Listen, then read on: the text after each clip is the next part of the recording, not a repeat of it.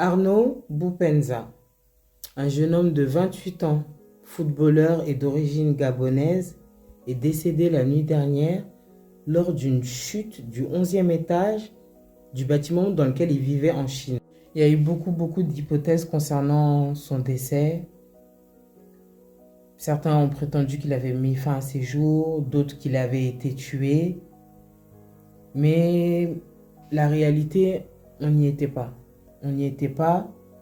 Et il y a son colocataire, si je ne me trompe pas, qui a témoigné. J'ai entendu le vocal. Je ne peux pas affirmer que ce qu'il dit est vrai, mais en tout cas, il a l'air d'être honnête. Puisque de toute façon, la police l'a relâché, il dit qu'il a été témoigné. Que Boupenza était pas bien en réalité.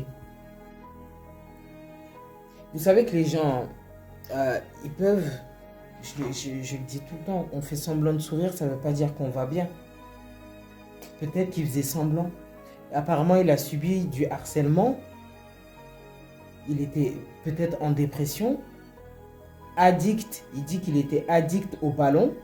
Mais je ne sais pas si certains se rendent compte de l'effet nocif des ballons. Ça vous retourne le cerveau.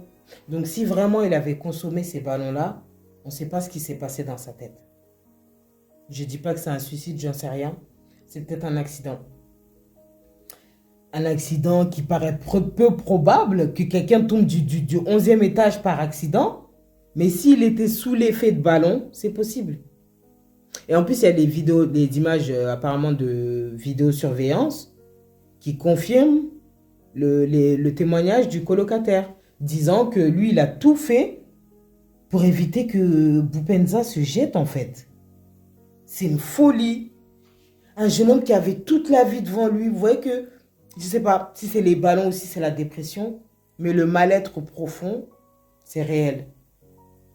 C'est réel, parce que même pour prendre les ballons, c'est qu'il n'allait pas bien.